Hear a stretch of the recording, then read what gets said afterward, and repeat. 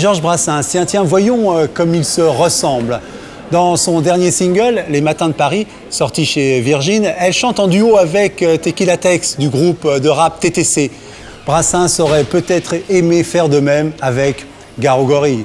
Brassens avait une maman napolitaine, Lio, des parents portugais. Brassens était un cancre, Lio une élève brillante.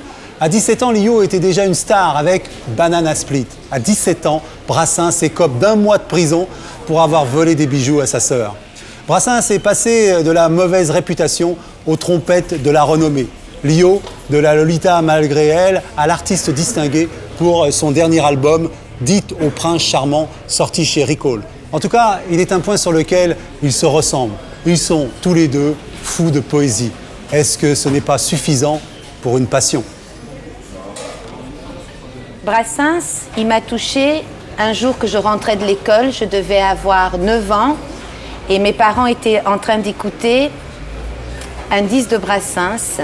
Et la chanson qui passait ce jour-là, c'était Dans l'eau de la Clairefontaine. Et dans l'eau de la Clairefontaine, ça dit ça. Dans l'eau de la Clairefontaine, elle se baignait toute nue. Une saute de vent soudaine jeta ses habits dans les nues. Dans l'eau de la Clairefontaine, elle se baignait toute nue. Une saute de vent soudaine jeta ses habits dans les nues.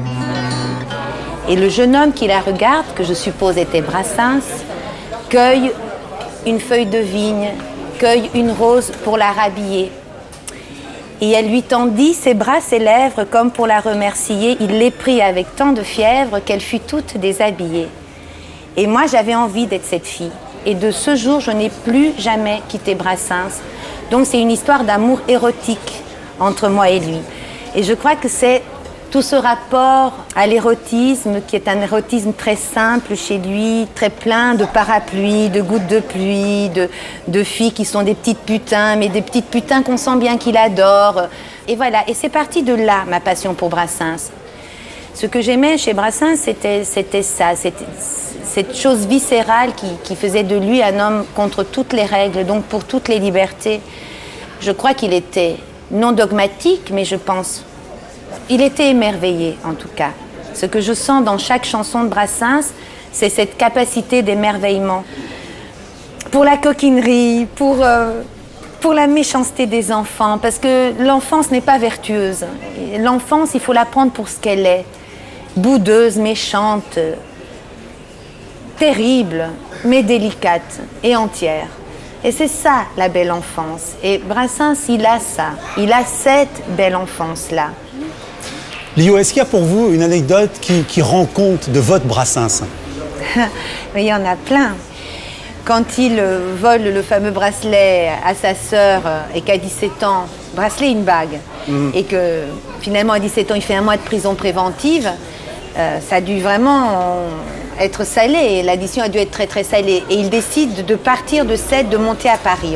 Pour faire oublier tout ça et cette mauvaise réputation, pareil. Donc il monte à Paris et il se fait engager à l'usine Renault. Il n'a pas travaillé 6 mois que l'usine se fait bombarder. Comme quoi il n'était pas fait pour le travail du tout. Il retourne à Sète, il revient chez une tante qu'il avait à Paris qui avait un piano et là il se met vraiment à lire tout ce qu'elle avait dans sa bibliothèque, Villon, Rimbaud, Baudelaire, parce qu'il se rend compte qu'il a des vraies lacunes en poésie et c'est ce qu'il veut. Il veut devenir poète. Alors ça c'est extraordinaire et il n'a jamais lâché. Et vous savez, ce que voulait Brassens, c'était que le monde entier chante ses chansons, mais de préférence qu'il soit pas du tout connu. Il était quelqu'un de très timide. Quand en 1950, il rencontre Patachou, elle tombe sous le charme de ce jeune garçon et en 1953, c'est elle qui le présente à Canetti. Et c'est comme ça que Brassens part et en fait, le succès vient très très vite à Brassens.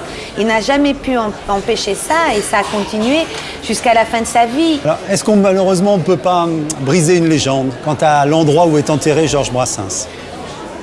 Mais Brassens avait écrit une chanson qui s'appelait « Supplique pour être enterré à la plage de Sète ».